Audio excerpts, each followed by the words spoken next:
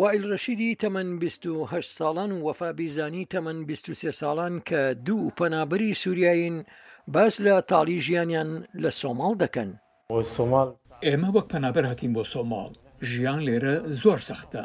سۆماڵ وڵاتێکی هەژارە و ئێمە کەسانێکی هەژاری. بۆ ئەوەی بژین پشت بە خێری بازاڕەکان و مزگەوتەکان دەبەستن و هانا بۆ خەڵکی خێرخواش دەبن. نووسراویشان بەرز کردوتەوە و تێیدا داوای یارمەتی دەکەن، بەڵام زۆر جار ڕۆژی تەنها بە بەهای دۆلارێک یان $2 دەست دەکەوێت. ڕەشید دەڵێت ئەو بەدەست دۆخی تەندروستیەوە دەناڵێنێت و پێویستی خێرای بە نەشتەرگەریە.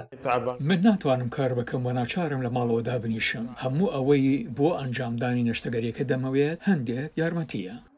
ڕەشید و بیزان هیوا دەخوازن کە دەسەڵاتداران بێنە سەرخەت و هاوکاری بۆ پەنابەرانی سووریایی و سۆمالیە هەژارەکانی نێو وڵاتەکە دابین بکەن. خۆمان و منداڵەکانمان لە خواردن بێبەش دەکەین بۆ ئەوی بتوانین کریخان و بدەین. منداڵەکانم لەوێ هەمویان بەهۆی برسێتیەوە نەخۆشن. بەڕاستی ئەمە دۆخێکی سەختە. لە سەروبەندی سەختیەکاندا بەشێک لە پەنابەرانی سووریایی لە سۆماڵ توانیویانە ژیانی خۆیان بنیاد بنێنەوە. محەممەد عەبدولحەمید ساڵحی سووریایی کە پزیشکی پسپۆری ددانە و هەروەها نەشتەرگەری دەموچاو و شەویلگەیە و کاتێک لە ساڵی 2018دا گەیشتە مەگادیشۆ چەند دەرفەتێکی بۆ ڕەخسا. بەهۆی جەنگەوە ڕەوشی ئابووری خراپ بووە، لە ڕاستیدا ئێستا دۆخەکە خراپترە.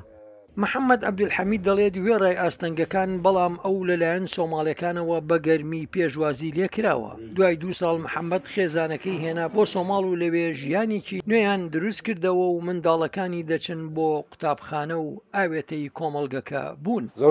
هاوسەرەکەم ئێستا لە خوێندنگەیەکی سۆماڵی مامۆستای زمانی عەرەبیە و منداڵانی سۆماڵی فێری عەرەبیەکە.